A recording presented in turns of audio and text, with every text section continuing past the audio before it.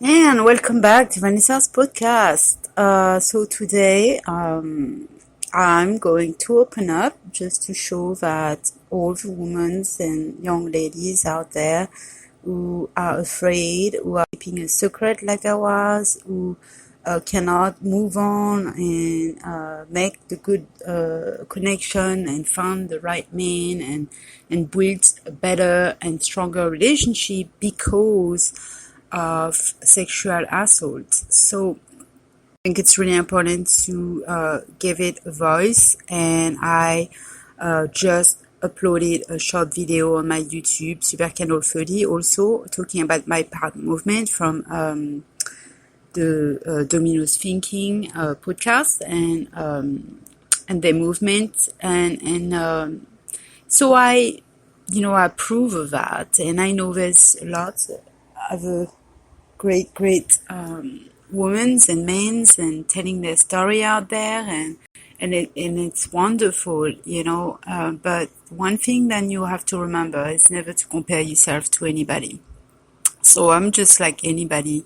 I'm my own unique person, and everybody is their own unique person. They just need to see that, to realize that you can either follow a troop or you can be your own, and you can just live your life the way you want it without a dictator around, without anybody telling you what to do and what you're worth. So today I'm going to be open about things that have happened to me, and and I hope that it will help someone else to be courageous enough to speak up, either to someone, to their friend, to anybody, a confidant, or to a show, or to a video, or like me going live, just open up, just let it out, and so you release yourself. And that's another ritual thing that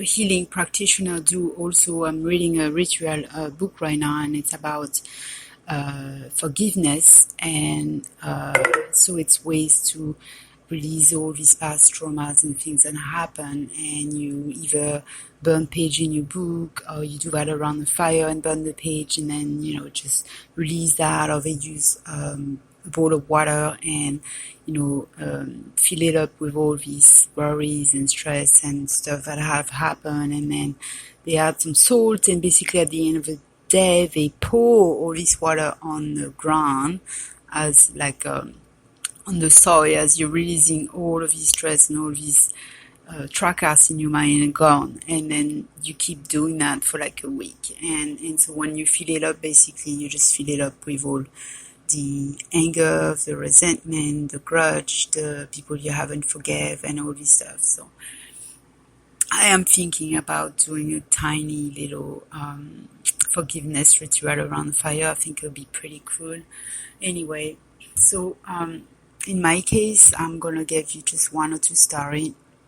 When I was about, I think I was 17, there was this guy that kept coming in my town, and everybody was a little bit scared of him. He was really tall. He was a drug trafficker, and I used to hang out with almost anybody new. I just love to learn about new people, so very open to everybody, background, no judgment on anyone. I just love to learn about people, period.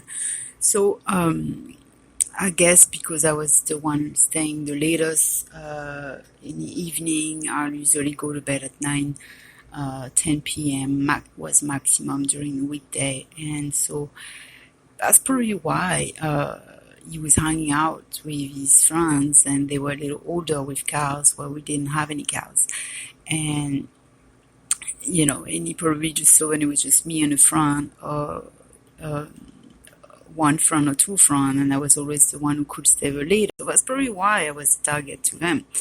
And little when I knew, I had no idea when they were looking to get something from me. When you're young, you speak to they just want to make friends. They just people who wants to be accepted, and that's the way we saw things. That's the way I saw things. I just saw things as like everybody's just one big happy family. Everybody wants to learn about each other, and support each other. Anyway, so I remember starting to date this guy right there. This really stupid challenge. It was like barely knew him to start kissing him like this in front of my friends. Kind of like a bet type of things, like, just standing by the church, just kissing there. And a few days later, this guy just comes back with his friend, and I remember, but, he hung out with me. Not even a week later, he brought me to his house and then basically shared me around with 4 guys. And so it started as, I just want to present to you my cousin. And then I remember Vanny made me smoke. And then I got into a room. And then first,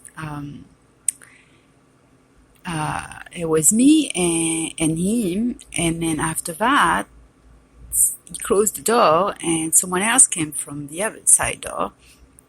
And I was petrified, I was scared, I didn't know how to react. They had shown me the pounds and kilos of hashish in the fridge.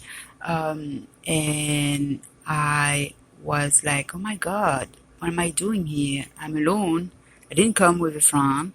I trusted him.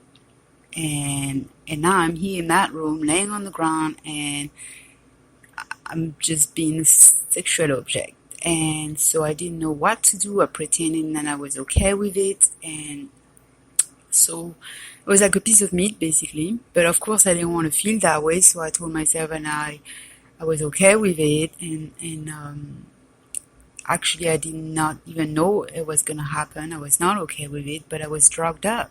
So I could not think straight, and I was petrified inside. So basically, another guy came in, had sex with me, and then another one, and then another one, and then I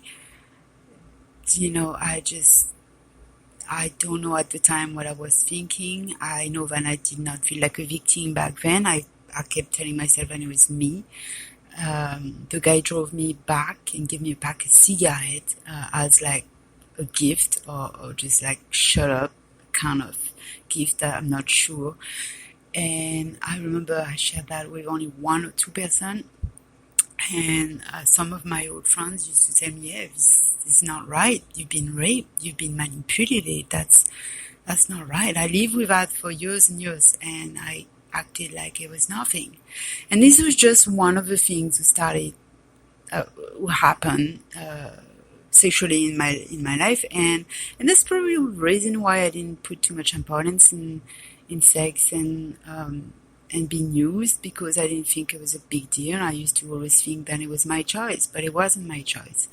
And so that's my story. So I'll come back. If anybody else wants to speak up and want to get on the show with me, let me know, and I'll probably come back with more story. All right, see you next time.